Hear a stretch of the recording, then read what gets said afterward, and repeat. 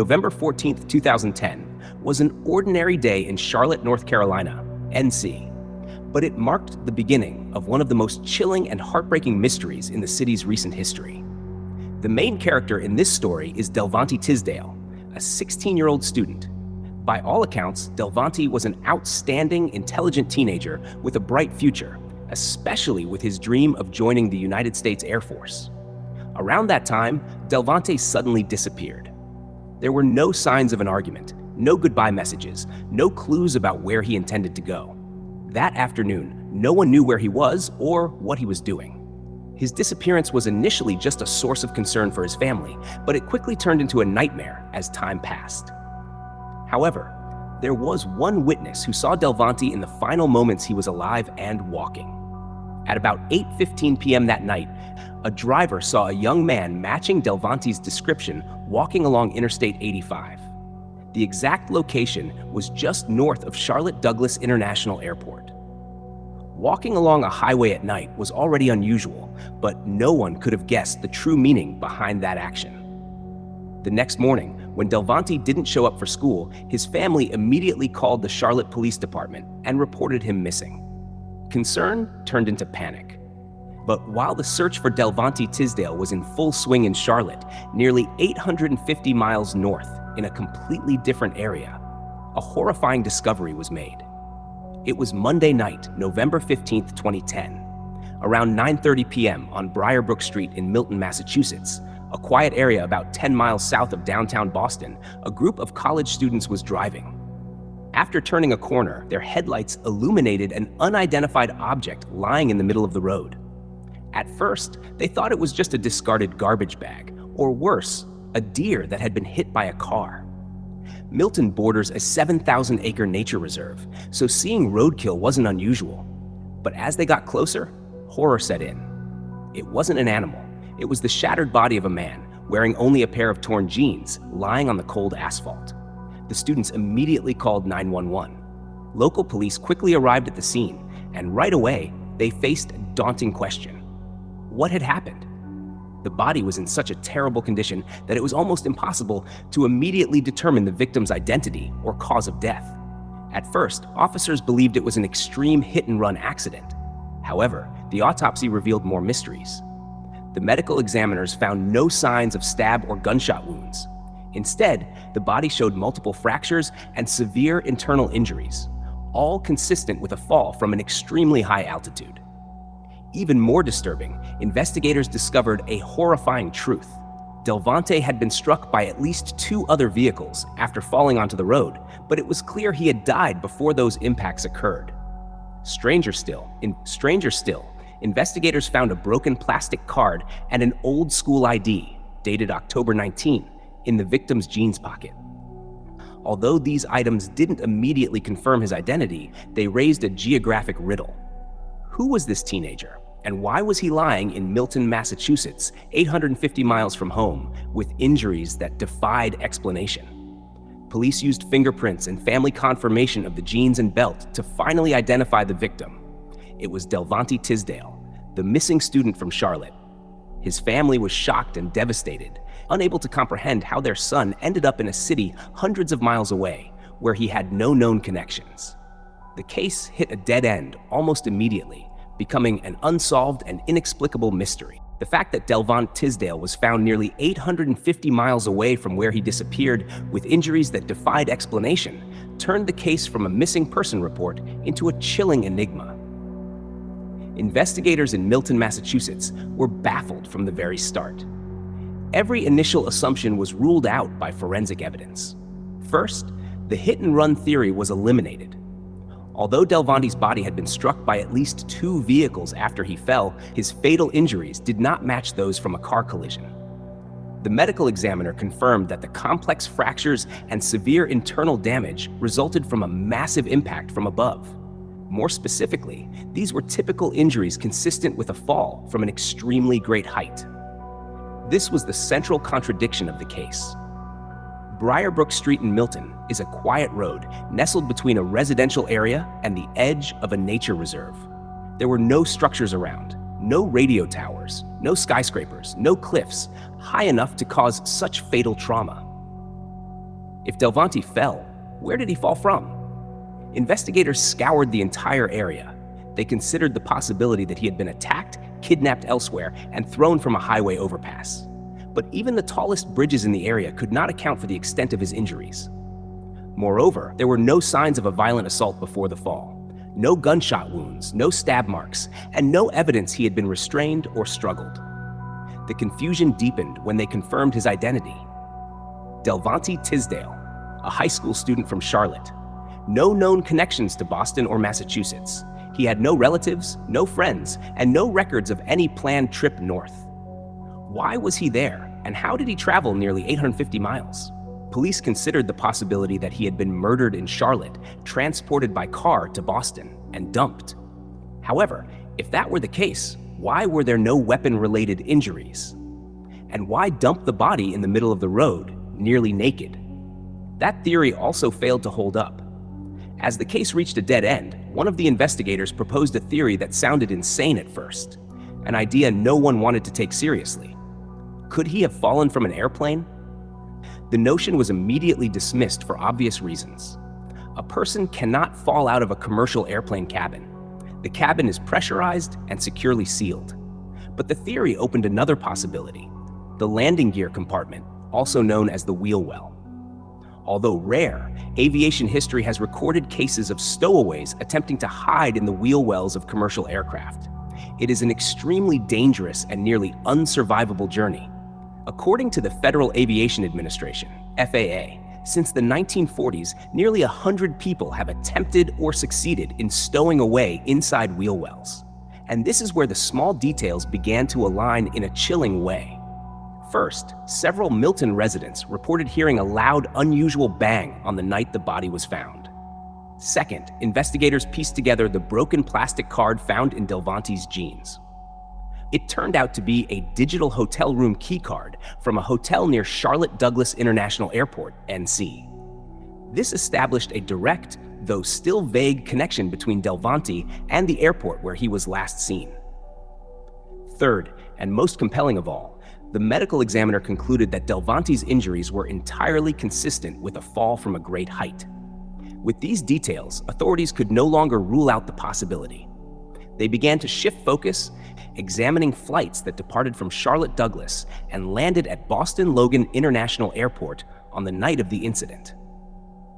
They immediately found a likely candidate: U.S. Airways Flight 1176. The flight had landed at Logan less than an hour before Delvonte's body was discovered in Milton, directly beneath the aircraft's final flight path during descent. The mystery of Delvonte Tisdale was not only about how he died, but about where he had been carried. A riddle that could only be explained by a terrifying and unimaginable journey through the skies. The theory that Delvonte Tisdale had fallen from an airplane during flight was once considered absurd, but now it was the only explanation that could connect the scattered clues. The investigation pressure centered on U.S. Airways Flight 1176, which had departed from Charlotte and landed in Boston's Logan Airport. Authorities noted that this flight had touched down at Logan less than an hour before Delvonte's body was discovered on Briarbrook Road, a street lying directly beneath the aircraft's final approach path. Every detail seemed to be aligning in a chilling way.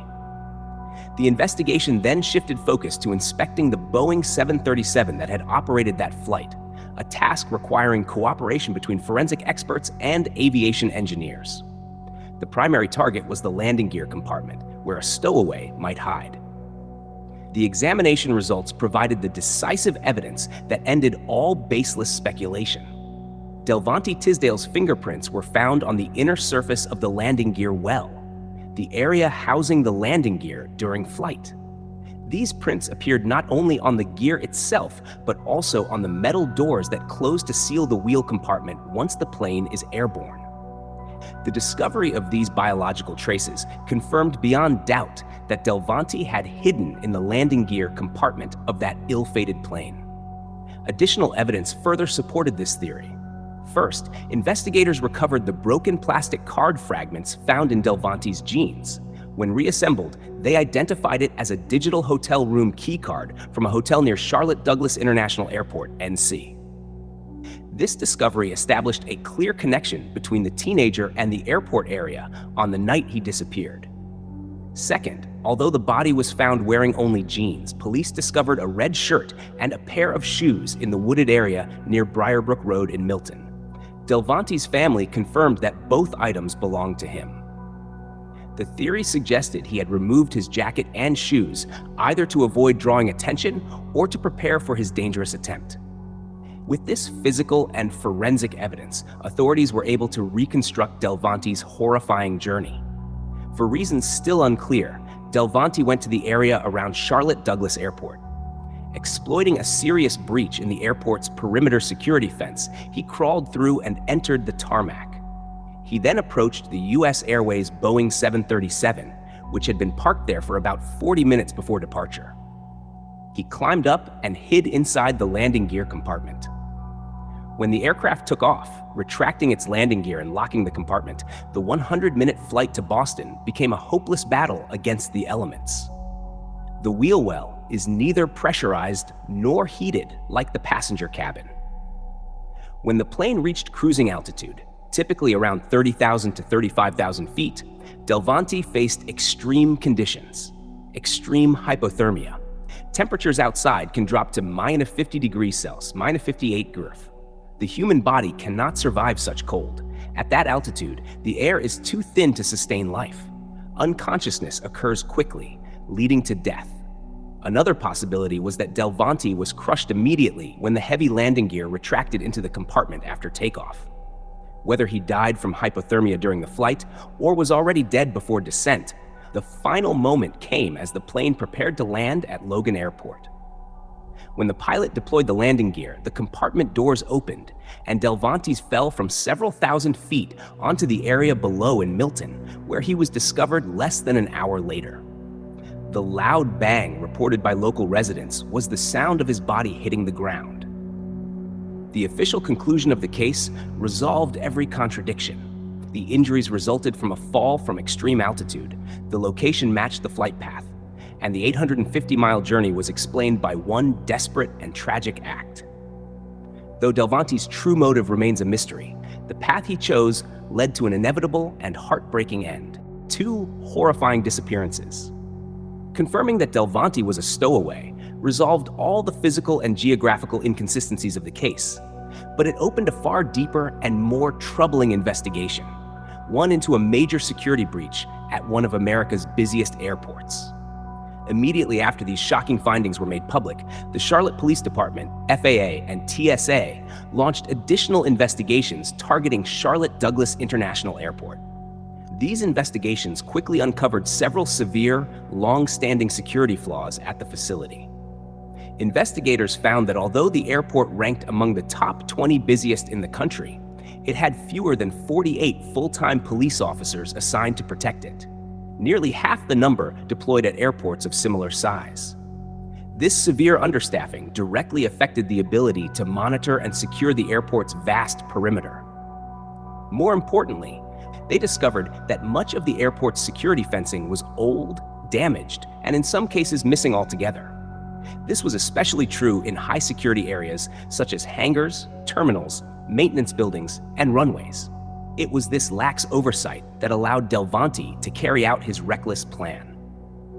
Authorities concluded that he crawled through a hole in the fence, crossed the tarmac, and climbed into the wheel well of a Boeing 737 without anyone noticing. Although the cause of death was clear and his harrowing journey reconstructed, Delvonte's motive remained an unsolved mystery. He was a bright student with dreams of joining the Air Force, with no history of running away or psychological problems. No one in his family or circle of friends could explain why he would stow away on a plane bound for a city with which he had no known connection. In pursuit of justice and accountability, Delvonte's family filed a lawsuit against the city of Charlotte, alleging negligence in securing Charlotte Douglas International Airport. They argued that Delvonte should never have been able to set foot on airport grounds, let alone climb into the wheel well of a commercial aircraft. However, the lawsuit was dismissed by a judge who ruled that the legal standard for negligence had not been met. In a devastating blow to the family, the judge further ruled that Delvonte himself had acted negligently. The death of Delvonte Tisdale was a multi-dimensional tragedy. It was not only the heartbreaking loss of a promising young man, but also a chilling reminder of serious security risks at critical infrastructure sites, leaving behind unanswered questions about the depths of personal despair. The case closed with the cold certainties of science and law, but the pain and confusion lingered. Immediately following Delvonte's story comes another disappearance, one even more horrifying and prolonged: the case of Natascha Kampusch. On a cold morning, March 2nd, 1998, in the Donaustadt district of Vienna, Austria, 10-year-old Natascha walked alone down the street with her school backpack. That day was significant. After much pleading, her mother had finally agreed to let her walk to school by herself. Yet, despite getting what she wanted, Natascha didn't feel victorious. Her mind was clouded by despair and the turmoil that had haunted her for years. She grew up in a chaotic household where her parents alternated between bouts of violence, trying to mold her into what they wanted. She felt isolated at school and burdensome at home. Because of all this, though she couldn't yet name it, Natascha had fallen into deep depression. As she walked, dark thoughts crept in. She even wondered whether she should step into the road. Life at home felt so unbearable that, at her age, she saw no way out. As she passed a quiet stretch of road, something caught her eye: a man standing beside a white delivery van. At first glance, he seemed harmless, even ordinary. Yet a faint alarm stirred inside her. She didn't know why he made her uneasy, but she pushed the feeling aside and kept walking toward school. Then horror struck. As she neared the man, a hand suddenly clamped around her. She screamed, kicked, and fought, but it was useless. He was too strong. She was dragged off the street and thrown into the van before anyone could see. Trapped inside, Natascha, showing remarkable composure for a child who'd watched many crime programs, began questioning her abductor. She asked his age, whether he had children, and what shoe size he wore. She hoped that talking to him and gathering details might save her life. The man, named Wolfgang, said little. He simply drove fast toward an unknown destination. The van traveled about 12 miles into a quiet, affluent suburb. Wolfgang pulled into the garage of a modest home. When the door closed, he lifted Natascha out as if she were luggage. Everything inside looked normal, but the floor hid a trapdoor leading down a steep, dark stairway. Beneath the stairs stood a solid concrete wall. Behind a cupboard and a concealed hatch lay a narrow crawl space, hand-carved by Wolfgang himself. Crawling through it led to a small cell, roughly 5 square meters, 54 square feet, built from reinforced concrete. The room had no windows, no ventilation, and was completely soundproof. Even if Natascha screamed, no one would ever hear. This was her new reality. After locking her inside, Wolfgang began talking more. He demanded her school bag, but Natascha refused to give it up. Suspicious and paranoid, he feared it contained a tracking device. She didn't understand his delusion, but didn't argue. This was the first glimpse of his fractured grip on reality. Amid the madness, Natascha decided her best chance to survive was to comply, even appear gentle. Astonishingly, despite her terror, on that first night of captivity, she asked Wolfgang to tuck her in, read her a story, and kiss her goodnight, things he gladly did. At first, everything seemed disturbingly manageable. Twisted, yes, but bearable. He bought her pastries and toys, acting as though playing out some warped version of fatherhood or friendship. She tried to cope by pretending things weren't that bad, regressing emotionally to a childlike state, a survival mechanism. But it couldn't last. The gifts and behaviors grew stranger. One day, a remote control car, the next mouthwash and scotch tape. He even told her he was an Egyptian god, and she simply nodded, knowing disagreement was dangerous. Over the first 6 months, she was never allowed to leave the cell, not even for a moment. Later, when she was permitted upstairs under strict conditions, she was still locked away every night and whenever he went to work. Gradually, she began to be seen outside, sometimes in the garden. Neighbors occasionally spotted her. A business associate of Wolfgang's even reported seeing her and claimed she appeared relaxed and happy, at least outwardly. As years passed and she matured, she began resisting. She no longer played along with his delusions, and that defiance enraged him. Wolfgang craved total control, and when Natascha was no longer the obedient child he'd captured, he tried to crush her spirit. Beatings became routine, calculated punishments, not outbursts. If she looked at him wrong, he exploded, as though determined to break every trace of will in her. He starved her deliberately, leaving her so weak she could barely stand, let alone escape. He installed an intercom between his bedroom and her cell. At night, he'd lie in bed shouting insults through it, depriving her of sleep and peace. The abuse wasn't only physical. He forced her to clean the house nearly naked, forbade her to speak unless spoken to, and punished her for disobedience. Yet despite everything, Wolfgang never managed to break her will. Ironically, amid the brutality, there were moments when he changed, crying, apologizing, bringing her gifts, speaking of their future as if they were lovers. He fantasized that she would become his perfect Aryan companion. As she grew older, her defiance intensified. Once, during a beating, she began punching herself in the face until he stopped her. Another time, she tried to slit her wrists with knitting needles. During captivity, she caught glimpses of the outside world. Wolfgang gave her books, which she devoured. He also provided a TV and radio, but only pre-recorded shows and foreign stations to prevent her from hearing news about her own disappearance. Meanwhile, the rest of Austria was desperately searching for her. From the start, her abduction sparked one of the country's largest missing person investigations. Thanks to a young witness, police knew about the white van. They tracked and inspected 776 vehicles matching the description, including Wolfgang's. Officers even encountered him and his van outside the very house where Natascha was imprisoned, but let him go after he calmly claimed he used the van for transporting renovation materials. It wasn't a solid alibi, but his composure and respectable neighborhood made them dismiss suspicion. With no solid leads, the case faded into speculation. All the while, Wolfgang lived his double life, shopping for groceries, taking out the trash, pretending normalcy. It's chilling to know that the truth was within reach just days after the abduction. Salvation finally came just after noon on August 23, 2006. Natascha, now 18, was vacuuming Wolfgang's white van in the garden.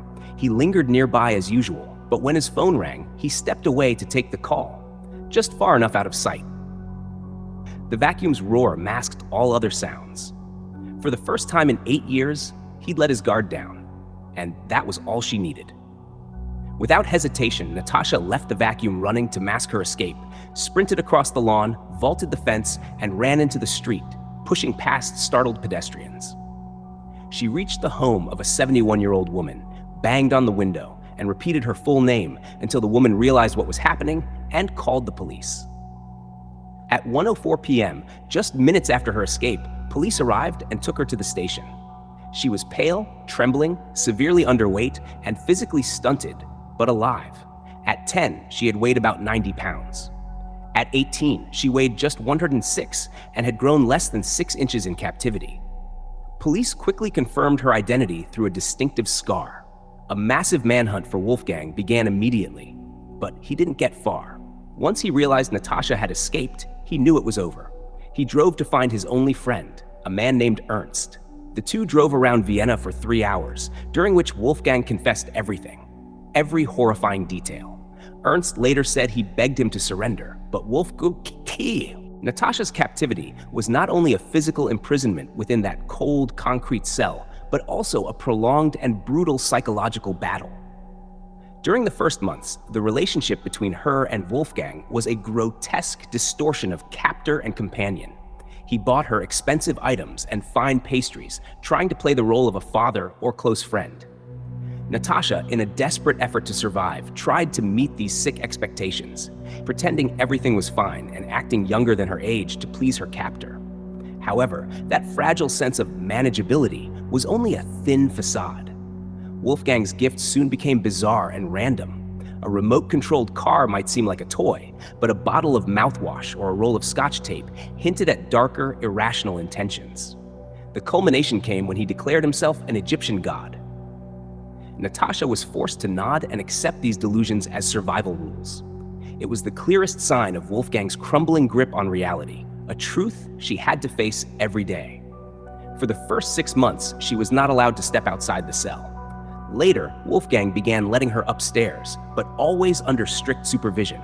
She could bathe and spend brief moments above ground, but was locked back inside every night and whenever he went to work. At times, she was even seen in the garden by neighbors. One of Wolfgang's colleagues once spotted her there and remarked that she looked relaxed and happy, a heartbreaking testament to the ability of a manipulated victim to mask terror. As Natascha grew from a 10-year-old child into a teenager, defiance began to emerge. She stopped playing the obedient role, stopped participating in his delusions. This rebellion triggered Wolfgang's violent rage. Control was everything to him, and when Natascha displayed inner strength, he sought to crush it through violence. Brutal beatings became part of daily life. These were not impulsive slaps like those from her mother in the past, but calculated attacks meant to punish and destroy her spirit. He would explode if she looked at him the wrong way, as if determined to annihilate any sign of will or freedom. He also used hunger as torture, deliberately limiting her food to weaken her. Sometimes she was starved to the point of being unable to stand, making any thought of escape physically impossible. In another act of cruelty, he installed an intercom system between his bedroom and the cell, lying in bed and shouting insults to keep her awake, denying her peace and rest. His goal was to ensure she lived in constant fear, stripped of any sense of safety, even in sleep. The torment wasn't just physical. He humiliated her, forcing her to clean the house nearly naked, barking orders as though she were a servant. She was forbidden to speak unless spoken to, and every violation was punished by violence. Yet Natascha's will was never fully broken. She resisted in small, powerful ways. Once, during a beating, she began punching herself in the face until Wolfgang, needing to preserve his control, had to tell her to stop. Another time, she tried to cut her wrists with knitting needles. Alongside his brutality came Wolfgang's psychological reversals. He would cry, apologize, and speak of grand plans for their future, how she would become his perfect Aryan companion, while feeding her delusional conspiracy theories. Still, as she grew older, Natascha's resistance only hardened. While she remained imprisoned inside that small house, the outside world was conducting one of Austria's largest missing person investigations in history. Natascha's disappearance had shaken the nation. Thanks to the testimony of a young witness who saw the white van that took her, police had a crucial lead. They followed through and inspected 776 vans matching the description, including Wolfgang's. Tragically, the police had even approached and questioned Wolfgang right outside the very house where Natascha was being held. Wolfgang told them he used the van to transport construction materials for a home renovation project. He was calm, polite, and lived in a respectable neighborhood. Though his alibi was weak, his air of normalcy and apparent credibility led the police to dismiss him. The investigation soon hit a dead end. With no solid leads remaining, public attention shifted towards speculation and rumor. Throughout it all, Wolfgang continued his daily routines, shopping, taking out the trash, living his ordinary life above the cellar where his victim remained imprisoned. The police's failure to discover Natascha, even as they stood at Wolfgang's doorstep, was a cruel and painful tragedy. It revealed how security systems and investigations can crumble under false civility and poor initial judgment. After 8 years of captivity, the long days that stretched from childhood to the brink of adulthood, an unexpected opportunity came to Natascha Kampusch on August 23, 2006. It was early afternoon. Natascha, now 18 years old, but still small and malnourished from years of deliberate starvation, was doing her usual chore, vacuuming the white van, the very one used in her abduction. Wolfgang, as always, was nearby, watching her every move. He never allowed her out of his sight. He had maintained this absolute control for nearly a decade, never once letting his guard down. But on that fateful day, his focus broke. Wolfgang's mobile phone rang. He stepped away briefly, just far enough that he could no longer see her, to take the call. The loud hum of the vacuum became Natascha's unlikely ally, masking any sound she might make. In that fleeting moment, Wolfgang's vigilance finally faltered. For the first time in 3,096 days, she had a chance to escape without immediate pursuit. Natascha did not hesitate. Every fear, every pain, every ounce of weakness seemed to dissolve in the face of one primal instinct: survival. She dropped the vacuum cleaner, letting it run to cover her footsteps, and started to sprint. It was not a planned or calculated escape, but a desperate, instinctive act. She dashed across the lawn, through a fence, and over the street. She jumped another fence, pushing past bystanders, people who had no idea they were witnessing a historic moment in one of the longest abduction cases ever. That sprint lasted only a few minutes, but to Natascha, it felt eternal. She ran until she saw the house of a 71-year-old woman. Natascha banged on the window, shouting her full name again and again. "I'm Natascha Kampusch." The elderly woman, skeptical at first, quickly realized the horrifying truth when she saw the trembling, pale, and emaciated young woman before her. She called the police immediately. Around 1:04 p.m., just minutes after Natascha's escape, officers arrived and took her to the police station. Though 18 years old, she weighed only 106 pounds and was just 6 inches taller than when she was abducted. She was severely underweight and malnourished, but she was alive. The police quickly confirmed her identity using a distinctive scar. A massive manhunt for her captor, Wolfgang Priklopil, was launched at once. When Wolfgang realized that a single phone call had cost him his possession, he fell into a state of utter panic. He knew it was over. His carefully constructed facade of normalcy had shattered. He did not flee far. First, he drove to see his only friend, a man named Ernst. For 3 hours, Wolfgang drove around Vienna, confessing everything. He told Ernst every dark detail of how he had kidnapped and abused Natascha. Ernst later testified that he tried to persuade Wolfgang to surrender, but failed. Wolfgang had already decided his fate. He left Ernst and drove to a railway line in northern Vienna. Unable to face the humiliation of arrest, public outrage, and punishment, he made his final choice. At around 9 p.m. that same evening, Wolfgang Priklopil committed suicide by throwing himself under a speeding train. Natascha's escape and Wolfgang's death became global news. A missing person case that had lasted nearly a decade ended within hours. For Natascha, freedom was not the end of her struggle. Though she escaped the cellar, 8 years of captivity had left deep psychological scars and a complex form of Stockholm Syndrome that made adjusting to the outside world a battle of its own. Yet her survival and resilience became a symbol of the extraordinary strength of the human will. The sudden and violent death of Wolfgang Priklopil marked the end of Natascha's horrific ordeal. But it also opened a new, complex, and challenging chapter. He took with him many unanswered questions about his motives and any potential criminal network. But more importantly, his suicide granted Natascha immediate freedom without the trauma of a prolonged trial or the risk of retaliation. However, for someone who had lived isolated in a cellar for 8 years, freedom was anything but simple. Natascha's escape and rediscovery sent shockwaves through global media. The 10-year-old girl who had vanished had returned as an 18-year-old woman, and the world had changed dramatically during her captivity.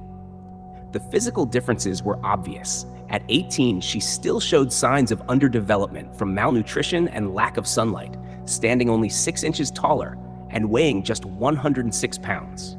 But the greatest challenge was psychological. Natascha battled the complex Stockholm Syndrome, in which a victim develops emotional attachment to their captor as a defense mechanism. Throughout her imprisonment, she was forced to seek approval and protection from the very person who tormented her. She wrestled with conflicting emotions.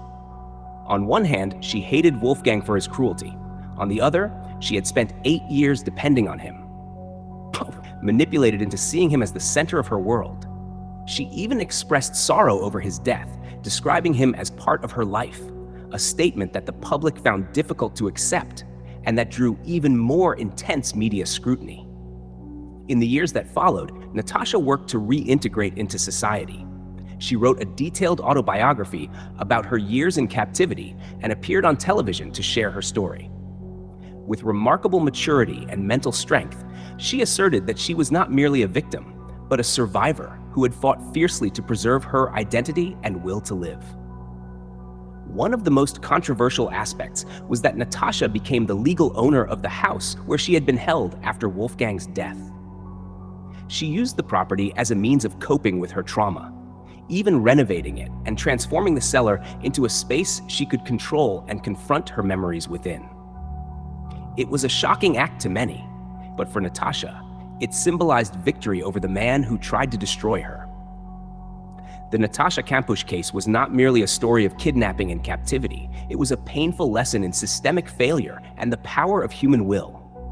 The failure of law enforcement. Police had leads on the white van, had questioned Wolfgang right at his house, yet let him go because of his normalcy and respectable appearance, an error that exposed fatal weaknesses in their initial investigation.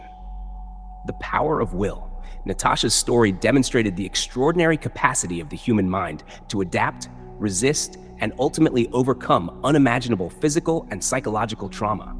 She used her intelligence and composure to gather information and wait for her chance. The conclusion of these two parallel stories, one of security negligence leading to a tragic death, Delvonte, and one of investigative negligence leading to miraculous survival after 8 years of captivity, Natascha, delivers a powerful and thought-provoking message.